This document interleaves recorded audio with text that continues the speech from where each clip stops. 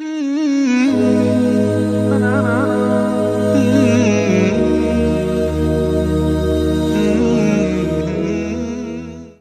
بالله من الشيطان الرجيم بسم الله الرحمن الرحيم وصلى الله على محمد وعلى آله الطيبين الطاهرين الذين أذهب الله عنهم الرجس وطهرهم تطهيرا اللهم صل على محمد وآل محمد ولعنة الدائمة الباقية على أعدائهم ومنكر فضائلهم وغاصب حقوقهم أجمعين من يوم عداوتهم إلى قيام يوم الدين أما بعد عباد الله أوصيكم ونفسي بتقوى الله فإن التقوى خير الزاد وبها المعاد وتنفع يوم لا ينفع فيه مال ولا بنون إلا من أتى الله بقلب سليم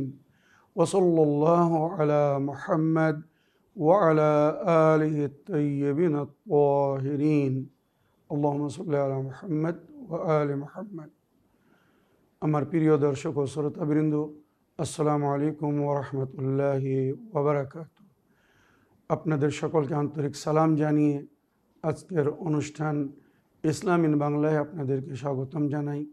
আশা করি আপনারা যে যেখানে আছেন ভালো আছেন, কুশল মঙ্গলে আছেন, সুখে থাকুন, শান্তিতে থাকুন, সমস্ত প্রকারের দুঃখ কষ্ট থেকে মুক্তিতে থাকুন। আল্লাহ রব্বুল আলামিনের কাছে এই কামনা করি, যারা অসুস্থ আল্লাহ তাদেরকে সুস্থতা দান করুন, যারা ঋণে ভুগছে আল্লাহ তাদেরকে ঋণ মুক্তি করুন। ওইরূপ যাদের জীবনে কোনো প্রকারের অভাব বা অশান্তি আছে আল্লাহ রব্বুল আলামিন তাদের সকলের জীবনে সুখ শান্তি দান করুন ও সকলের মনোকামনা আশাকে পূরণ করুন। আমাদের সকলকে সৎ পথে চলার, অসৎ পথ থেকে দূরে থাকার এবং এক অপরকে সৎ উপদেশ দেওয়ার তৌফিক দান করুন। আমরা যেন সত্য বা হক জিনিসকে জেনে শুনে মেনে তার উপরে আমাল করে সেটা অন্যদের সামনে তুলে ধরতে পারি বা সকলের কাছে পৌঁছে দিতে পারি। আল্লাহ রব্বুল আলামিন আমাদেরকে সেই মনোবল ও নেক তৌফিক দান করুন। আমিন ইয়া রাব্বাল আলামিন। এই দোয়ার সঙ্গে আজকের পর্ব শুরু করতে চলেছি। বিনা কোনো ভূমিকায় সরাসরি আপনাদের পাঠানো পেন্ডিং প্রশ্নের উত্তর দিতে চাই। তাই আসুন দেখি কোথা থেকে কে কী প্রশ্ন করছেন। আজ আমি আগে আপনাদের পাঠানো ভয়েসমেল বা অডিও রেকর্ডিং প্লে করব, তারপরে ইনশাল্লাহ আপনাদের পাঠানো টেক্সট মেসেজ বা লেখা চিঠি পড়ব। প্রথম অডিও প্লে করি। সালামুন আলাইকুম, ইসলাম ইন বাংলা, শেখ সাব্বির রেজা ভাইজান। আশা করি আপনি ভালো আছেন, সুস্থ আছেন। ভালো থাকুন, সুস্থ থাকুন। আল্লাহ রাব্বুল আলামিন আপনাকে সবসময় সুস্থ রাখুক, ভালো রাখুক। প্রিয় ভাইজান, আমার একটি প্রশ্ন হলো যে জান্নাতে যাওয়ার 25টি রাস্তা, এর ভিতরে নামাজ, হজ, জাকাত, সদকা আর নামাজের পরে আমরা মা ফাতেমা জাহরা সালামুল্লাহ আলাইহা তাসবিহ পাঠ করি। এই তাসবিহ পাঠ করা এ বলে জান্নাতে যাওয়া প্রবেশ করার জন্য যথেষ্ট। বলে 25টি রাস্তা, যে কোনো একটি রাস্তা ধরে জান্নাতে প্রবেশ করা যাবে। আসলে এই হাদিসটি কতটা সঠিক, এই ব্যাপারে আপনি যদি একটু বিস্তারিত বলতেন তাহলে উপকৃত হতাম। ভাইজান, আপনি ভালো থাকবেন, সুস্থ থাকবেন। আল্লাহ রাব্বুল আলামিন আপনাকে হায়াতে বৃদ্ধি করে দেখ, আর আল্লাহ রাব্বুল আলামিন আপনার নেক মন ও ইচ্ছা মনোকামনাকে পুরা করুক। আপনার দর্শক বিন্দুদেরও আল্লাহ রাব্বুল আলামিন সঠিক পথে চলার তৌফিক আদায় করুক। আর চ্যানেল উইনের সমস্ত সদস্যকে আল্লাহ রাব্বুল আলামিন সম্মানিত আর মর্যাদা আল্লাহ সদায় দান করুক। আমিন ইয়া রাব্বাল আলামিন। আল্লাহ হাফেজ। ওয়ালাইকুম আসসালাম রহমতুল্লাহি ওয়া বারাকাতুহু। আমার প্রিয় আপামনি, আপনার ভয়েসমেলের জন্য আপনাকে অসংখ্য ধন্যবাদ জানাই। তবে আপনি যে হাদিসের কথা বলছেন বা যে হাদিসের উল্লেখ করেছেন পরিপূর্ণ জালি হাদিস। নবী করিম সাল্লাল্লাহু আলাইহি ওয়াসাল্লামের অথেন্টিক হাদিসের মধ্যে কোথাও এই ধরনের হাদিস উল্লেখ হয়নি। একটা জিনিস মনে রাখবেন, নবী করিম সাল্লাল্লাহু আলাইহি ওয়াসাল্লাম পরিষ্কার বলেছেন, যখন আমার কোনো হাদিস তোমাদেরকে শোনানো হবে যে নবী করিম সাল্লাল্লাহু আলাইহি ওয়াসাল্লাম এটা বলেছেন, তো ওই হাদিস কোরআনের আয়াতের সঙ্গে মিল করিয়ে দেখবে। যদি কোরআনের আয়াতের মধ্যে তার উল্লেখ হয়ে থাকে, নবীর হাদিস কোরআনের ব্যাখ্যা, কোরআনের আয়াত বোঝার ক্ষমতা সবার ছিল না, সুতরাং কোরআনের আয়াতকে নবী নিজের হাদিসের মাধ্যমে ব্যাখ্যা করতেন। তাই নবী বলেছিলেন, আমার হাদিস যদি কোরআনের সঙ্গে মিল খায় তাহলে সেটা নিয়ে নিও, আর যদি কোরআনের সঙ্গে মিল না খায় সেটাকে ছুঁড়ে ফেলে দিও। এই যে 25টি জিনিস আপনি বললেন, যে হাদিসের কথা বললেন, এর মধ্যে অনেক কিছু এমন আছে যার কোরআনের মধ্যে কোথাও উল্লেখ নেই, মনে রাখবেন। সুতরাং এগুলো জালি তৈরি করা হাদিস। বাস্তবে যেটা আমাদেরকে ফলো করতে হবে, মানতে হবে, সেটা হচ্ছে উসুলে দিন এবং ফুরুয়ে দিন। উসুলে দিন এবং ফুরুয়ে দিন ছাড়া কেউ জান্নাতে কদম রাখতে পারবে না। উসুলে দিন অর্থাৎ আমাদের ঈমান, আমাদের বিশ্বাস, আমাদের ঈমান যদি সঠিক না হয় তো আমরা জান্নাতের দিকে যাওয়ার অনুমতি পাবো না, পুলে সিরাত পার করতে পারবো না। যদি পুলে সিরাত না পার করতে পারি, যদি জান্নাতে প্রবেশ না করতে পারি, তো না নামাজ কোনো কাজে আসবে, না রোজা কাজে আসবে, না হজ, না যাকাত, না অন্য কিছু। এই সমস্ত নেকির ফল আমরা কোথায় পাবো? জান্নাতের ভিতরে গিয়ে। কিন্তু জান্নাতের গেট পাস ঈমান, তৌহিদ, আদল, নবুয়ত, ইমামত, কিয়ামত, এই 5টি জিনিসের উপরে পরিপূর্ণ বিশ্বাস রেখে এটাকে ফলো করতে হবে। আল্লাহর ওয়াহদানিয়তকে মানতে হবে, আল্লাহ আদিল সেটাকে মানতে হবে, আল্লাহ ন্যায় বিচারক এটাকে মানতে হবে, নবীর নবুয়তের উপরে ঈমান স্থাপন করতে হবে। আল্লাহ আমাদের হেদায়েতের জন্য নবীকে পাঠিয়েছিলেন, আর নবীর পরে কিয়ামত পর্যন্ত নবীর দিনের রক্ষার স্বার্থে, নবীর দিনের হেফাজতের জন্য ইমামতকে রেখেছেন আল্লাহ রাব্বুল আলামিন। ইয়া আলী আনতা মিন্নি বিমানজিলাতি হারুন মিন মূসা ইল্লা আন্নাহু লা নবিয়্যা বাদি। আয় আলী, তোমার সম্পর্ক আমার সঙ্গে তমন যেমন হারুনের সম্পর্ক ছিল মূসার সঙ্গে। হারুন মূসার খলিফা ছিল, ওইরূপ তুমিও আমার খলিফা। পার্থক্য শুধু এতটুকু, হারুন মূসার সঙ্গে নবী ছিল, হারুনও একজন নবী ছিলেন, কিন্তু আমার পরে নবুয়ত শেষ, আমার পরে আর কেউ নবী হবে না। তবে আমার পরে আমার সমস্ত দায়িত্ব আমি তোমাকে সমর্পণ করলাম। মদিনা থেকে যাওয়ার সময় হযরত আলী আলাইহিস সালামকে মদিনায় নিজের সমস্ত দায়িত্ব দিয়ে গিয়েছিলেন। ইতিহাস একবার তুলে দেখুন, তবুকের যুদ্ধের ঘটনা তুলে দেখুন। আমার প্রিয় দর্শকবৃন্দরা, কেন আমি বারবার বলছি, আপনারা একটু হকিকতকে তালাশ করুন, একবার আল্লাহর দিনকে, নবীর দিনকে, অথেন্টিক রিলিজন এবং শরীয়তের সংবিধানকে ফলো করার চেষ্টা করুন যদি নেজাত পেতে চান। ভুল টেরানে, ভুল বাছে সওয়ার হলে মঞ্জিলে পৌঁছতে পারবেন না।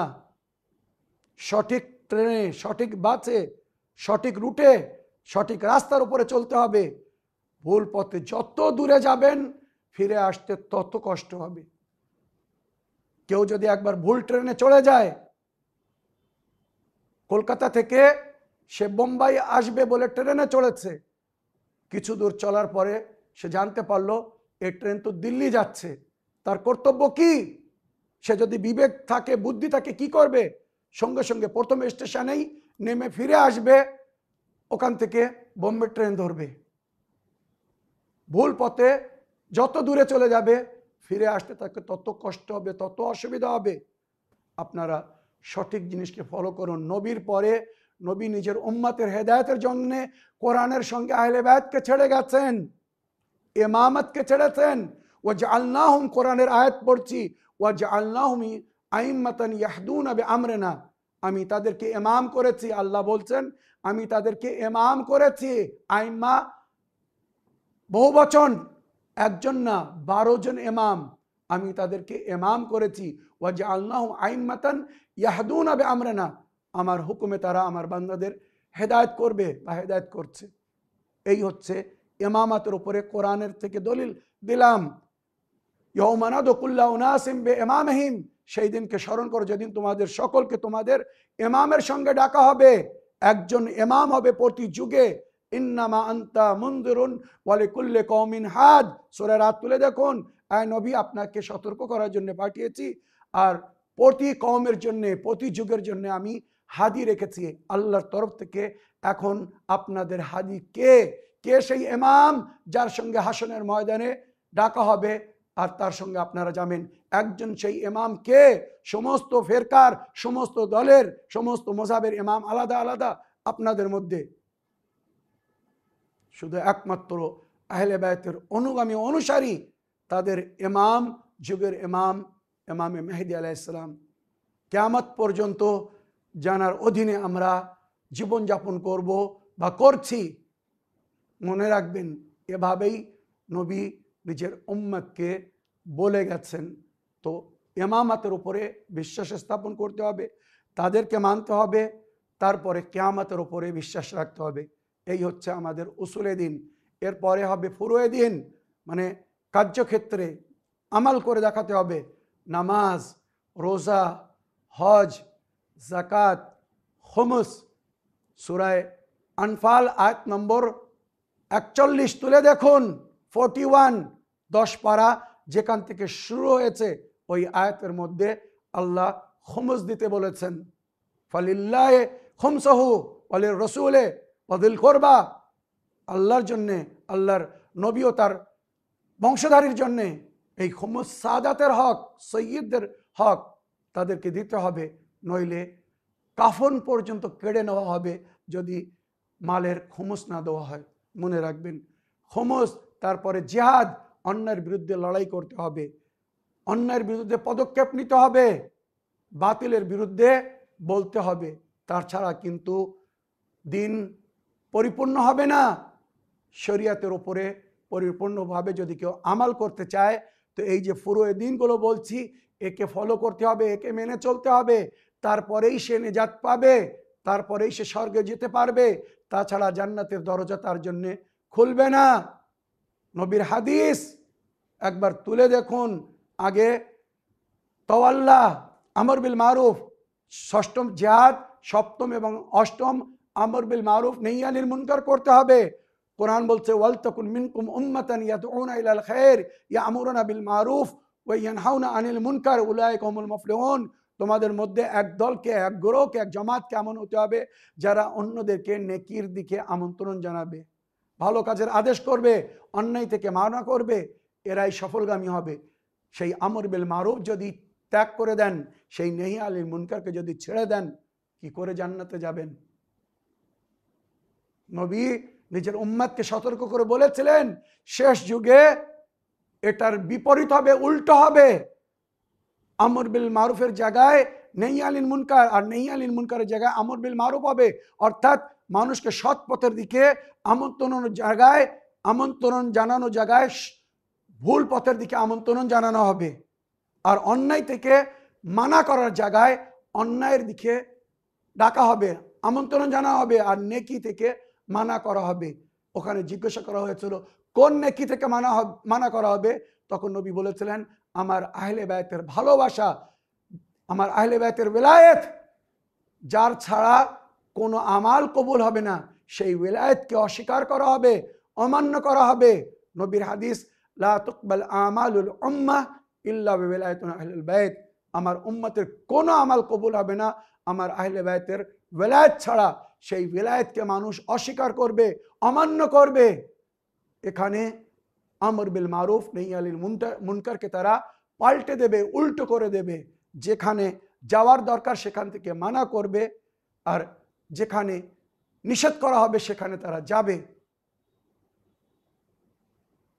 তাই মাওলা আলী আলাইহিস সালামকে যখন সাহাবীরা জিজ্ঞাসা করেছিলেন, মাওলা আপনারা এই দুনিয়ায় জীবনযাপন করার জন্য অনেক পদ্ধতি বলেছেন, যেগুলোকে যদি আমরা ফলো করে আমরা জান্নাতবাসী হব, নরক থেকে রক্ষা পাবো। মাওলা সমস্ত জিনিস মনে রেখে তার উপরে আমাল করা সম্ভব না, সুতরাং অতি সংক্ষিপ্তে বলুন যেটাকে আমি বা আমরা মনে রেখে আমাল করতে পারবো। তখন মাওলা আলী আলাইহিস সালাম বলেছেন, সেখানে দেখা দিও না যেখানে আল্লাহ তোমাকে দেখতে চায় না। আল্লাহ যেখানে তোমাকে দেখতে চায় না ওখানে যেন দেখা দিও না, আর ওখান থেকে গায়েব থেকো না, অনুপস্থিত থেকো না যেখানে আল্লাহ তোমাকে দেখতে চায়। আল্লাহ আমাদেরকে সমস্ত নেকির মধ্যে দেখতে চায়, সুতরাং আমাদেরকে চেষ্টা করতে হবে সমস্ত নেকির জায়গায় যেন আমরা নজরে আসি। আর বুরাই বা অন্যায়ের জায়গায় আল্লাহ আমাদেরকে দেখতে চান না, সুতরাং সেখান থেকে দূরে থাকতে হবে। পুরো জীবনের সারাংশ এইভাবে মাওলা বলে দিয়েছেন। তো আমর বিল মারুফ নেহি আনিল মুনকার শরিয়াতে ফরজ, সুন্নত না। যে একজন ভুল করছে আমি চোখ বন্ধ করে নিলাম, সে ভুল করছে আমার কি যায় আসে, আমি তো ভুল করছি না। মনে রাখবেন, আপনি যদি তাকে মানা করতে পারেন, সে যদি আপনার কথা শোনে, আর আপনি যদি তাকে মানা না করেন, তাকে যদি সৎ পথের দিকে আমন্ত্রণ না জানান, অন্যায় থেকে বাধা না দেন, তো ওই পাপের সাজা আপনাকেও পেতে হবে। পুরো দিনের মধ্যে নবম এবং দশম যেটা জিকির হয়েছে সেটা হচ্ছে তাওয়াল্লা এবং তাবাররা। তাওয়াল্লা মানে আহলে বাইতের ভালোবাসা। কুল্লা আসআলুকুম আলাইহি আজরান ইল্লাল মুওয়াদ্দাতা ফিল কুরবা। আমার নবী আপনি বলে দেন, আজরে রেসালাত রূপে আমি কিছু চাই না, শুধু আমার পরিবার আমার আহলে বাইতকে ভালোবেসো। এই যে আমরা আজাদারি করি আহলে বাইতের ভালোবাসায়, যেটাকে দেখে এজিদিরা নাসিবিরা যারা আহলে বাইতের শত্রু তারা বলে এরা পাপ করছে, এরা ভুল করছে, এরা বিদআত করছে, এরা দিন থেকে খারিজ হয়ে গিয়েছে। যারা ইমামে হোসাইনকে দিন থেকে খারিজ করে দিয়েছে, খাজা মঈনুদ্দিন চিশতি রহমতুল্লাহ আলাই, আল্লাহর ওলি, উনি বলেছিলেন শাহ আস্ত হোসেন, বাদশাহ আস্ত হোসেন, দিন আস্ত হোসেন, দীপানাহ আস্ত হোসেন, सरदाद नदाद दस्त दर दस्त यजीद हक्का के बिना ला इलाहा अस्त हुसैन। बादशाह राजा हाकिम रूपे यदि कारोर अनुसरण करते चाओ, अनुगमन करते चाओ, तो सेई बादशाह सेई हाकिम सेई रूलार होच्छे इमाम हुसैन, यजीद ना। शाह अस्त हुसैन, बादशाह अस्त, दीन अस्त हुसैन। यदि दीनेर अस्तित्व देखते चाओ तो हुसैन के देखो, दीन की यदि बुझते चाओ तो हुसैन के फॉलो करो, हुसैन के बोझो। हुसैन होच्छे दीन, दीन आस्त हुसैन, दीपाना आस्त हुसैन, दीनेर रक्षक हुसैन। এই দিনকে জীবন দিয়ে, দিনকে নিজের জীবন দিয়ে বাঁচিয়ে গেছেন ইমামে হোসেন আলাইহিস সালাম। নইলে এজিদ বা এজিদি মুসলমানেরা দিনকে হত্যা করে ফেলেছিল, মেরে ফেলেছিল কারবালার ময়দানে। আসরের সময় তারা ইমাম হোসেনকে জবাই করতে যাচ্ছিল আর বলছিল তাড়াতাড়ি জবাই করো, আসরের নামাজের সময় হয়ে গেছে। ইমামকে জবাই করে মামুমরা নামাজ পড়তে যাচ্ছিল। এর থেকে বড় দিনের সঙ্গে আর রহস্য কি হতে পারে? কতল শব্বির হুয়ে নারায়ে তাকবীর কে সাথ।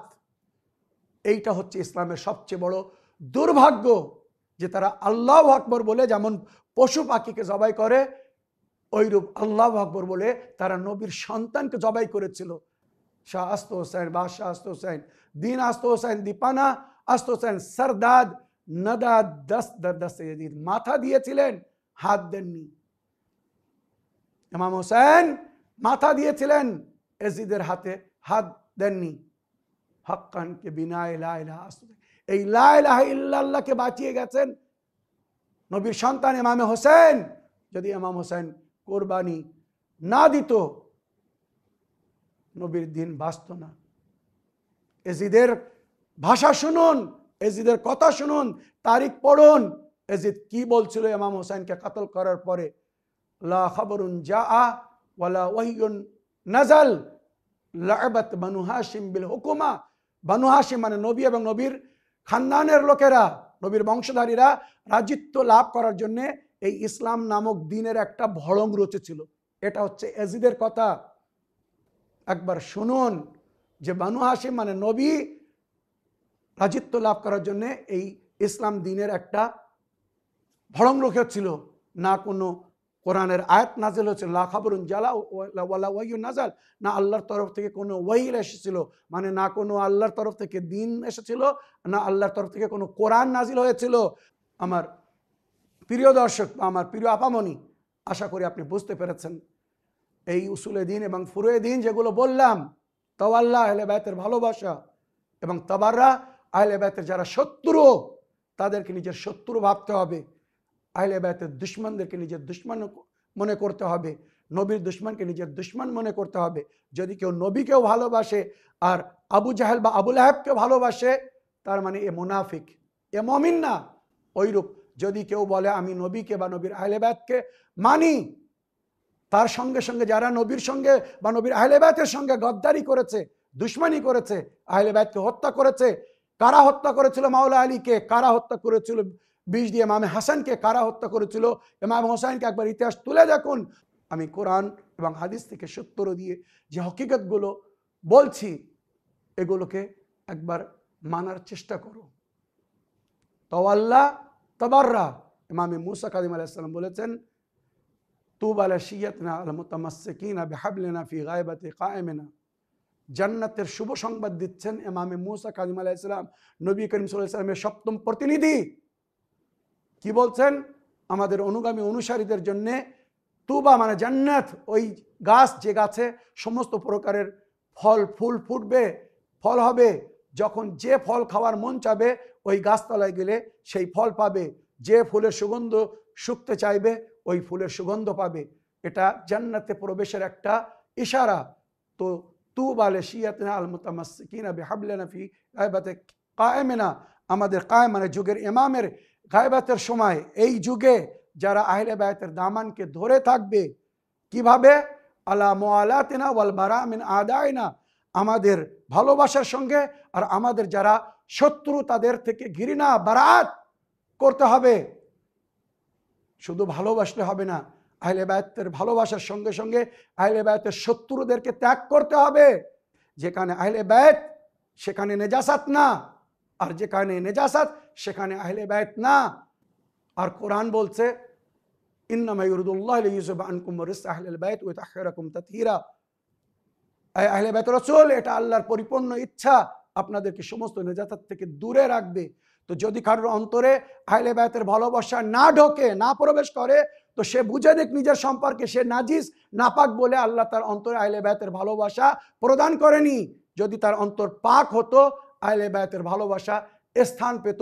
সুতরাং তাওয়াল্লা এবং তাবাররা, ইমাম বলছেন উভয় জিনিসকে যদি তোমরা মেনে চলো তাহলে তোমরা আমাদের অনুগামী অনুসারী, আহলে বাইতের অনুগামী অনুসারী। শুধু মুখে বললে কেউ আহলে বাইতের অনুগামী অনুসারী হয়ে যাবে না। তো আমার প্রিয় আপা, আশা করি আপনার প্রশ্নের উত্তর পেয়েছেন। আগের প্রশ্ন নিই। আসসালামু আলাইকুম, আমি আপনার কাছ থেকে জানতে চাই, আমি নামাজ শিক্ষা যে অ্যাপ, বাংলা নামাজ শিক্ষা অ্যাপ ডাউনলোড করার জন্য কি লিখতে হবে, সেই অ্যাপটার নাম কি আমাকে একটু বলে দিলে অনেক অনেক ধন্যবাদ, বলে দিলে ভালো হতো। ওয়ালাইকুম আসসালাম রহমতুল্লাহ ওবরাকাত। আমার প্রিয় বড় ভাই, আপনার ওয়াসমেলের জন্য আপনাকে ধন্যবাদ জানাই। সঠিক ইসলামিক পদ্ধতিতে কোরআন ও হাদিসে যেভাবে নামাজ পড়তে বলা হয়েছে, যদি আপনি জানতে চান তো বাংলা দোয়া অ্যাপ ডাউনলোড করে নিন। মনে রাখবেন বাংলা দোয়া .org, বাংলা দোয়া ইংলিশে লেখেন বাংলা BANGLA, বাংলা DUA, বাংলা দোয়া .org লিখুন। ওখানে অ্যাপের ফটো আসবে। এই ধরনের অনেক অ্যাপ আছে। সঠিক ফিকে জাফরিয়া হিসাবে বা আহলে বায়তের ফিক শাস্ত্র হিসেবে যদি সঠিক নামাজ রোজা বা উসুলে দিন ও ফুরুয়ে দিনের সন্ধান পেতে চান, নামাজ রোজা হজ যাকাত বা জিয়ারাত আমাল সব কিছু এর মধ্যে পেয়ে যাবেন। এই বইটার নাম হচ্ছে বাংলা দোয়া অ্যাপ। বাংলা দোয়া .org লিখুন। ওখানে দেখবেন পবিত্র কাবা ঘরের ফটো আছে, পবিত্র মসজিদ নববী নবীর রওজার ফটো আছে, ওইরূপ মাওলা আলী আলাইহিসসালাম বা ইমাম হুসাইন আলাইহিসসালামের জারির ফটো আছে, মানে পবিত্র সমাধির ফটো আছে। এগুলো দেখলে বুঝতে পারবেন এটা শিয়াদের অ্যাপ। সুতরাং ওইটা ডাউনলোড করুন, ওর মধ্যে এক জায়গায় সব কিছু পেয়ে যাবেন, কিভাবে নামাজ পড়তে হবে না হবে সব ওখানে পাওয়া যাবে। আর যদি জান্নাতের চাবি বইটি সংগ্রহ করতে পারেন তো এর মধ্যেও বিস্তারিতভাবে নামাজের নিয়ম দেওয়া আছে। আর তাছাড়া আমার ইসলাম ইন বাংলা অনুষ্ঠানের এপিসোড নম্বর 860 দেখুন, ইসলাম ইন বাংলা অনুষ্ঠান এপিসোড নম্বর 860। ওখানে কিভাবে অজু করতে হবে, কিভাবে তায়াম্মুম করতে হবে, কিভাবে গোসল করতে হবে, কিভাবে নামাজ পড়তে হবে, আমি প্র্যাকটিক্যাল সব করে দেখিয়েছি। আশা করি এর থেকে লাভবান হবেন, বা আশা করি আপনার প্রশ্নের আপনি উত্তর পেয়েছেন। আগের প্রশ্ন নিই। আসসালামু আলাইকুম মাওলানা সাহেব, সূরা ইউসুফটা পড়ছি, তা সূরা ইউসুফটা না পাতা করে পড়তে না পাতা করে হচ্ছে পড়া, তার মানে না পাতা একবারে পড়তে পারছি না। আমি যদি 2-3বার পড়ি তা হবে পড়াটা? যদি হয় আমাকে আবার বলে দিবেন। আমি তাহলে একবারে যদি হয় তাহলে একবারে পড়বো, আর একটু বড় হয় তাহলে 2বারে পড়বো, একটু কষ্ট হচ্ছে বলতে না। আসসালামু আলাইকুম মাওলানা সাহেব। ওয়ালাইকুম আসসালাম রহমতুল্লাহ ওয়াবারাকাত। আমার প্রিয় বোন, যদি আপনি গর্ভবতী হয়ে থাকেন তো তাদের জন্য বলা হয়েছে যখন সন্তান গর্ভে আসবে 4 মাস পর থেকে, সন্তানের মধ্যে যখন রূহ প্রবেশ হয়ে যায়, তারপরে যদি কেউ প্রতিদিন সূরা ইউসুফ পড়ে তো ওই বাচ্চা দেখতে খুব সুন্দর হয়, রং পরিষ্কার হয়, ফর্সা হয়, নাক নকশা, চেহারা খুব সুন্দর হয়, দেখতে খুব সুন্দর হয়। আর 7 মাস পর থেকে বা জন্মের তারিখ, বাচ্চা প্রসবের তারিখ, ডেলিভারি ডেট যত নিকটে আসবে তত অধিক বেশি থেকে বেশি সূরা মারিয়াম পড়বেন, শান্তি পাবেন, মনে রাখবেন। আর দোয়ায়ে তাজ নিজের কাছে রাখবেন, বা যদি পড়তে পারেন পড়বেন।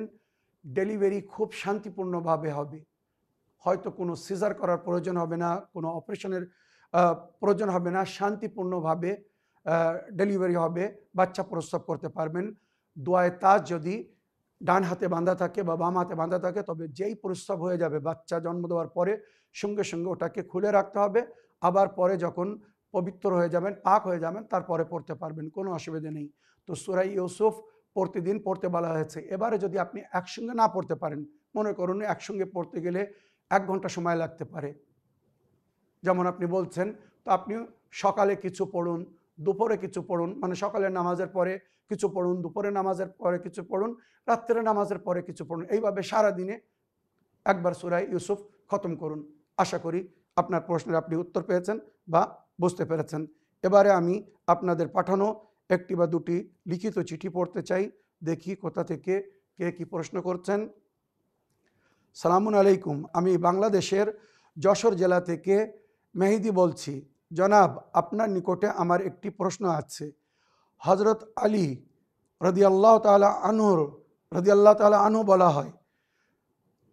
আমার প্রশ্ন হলো, হজরত আলী রাদিয়াল্লাহু তাআলা আনহুকে আলাইহিস সালামও বলতে শুনেছি, এই 2টি বাক্যের অর্থটা কি আমাকে একটু বলবেন?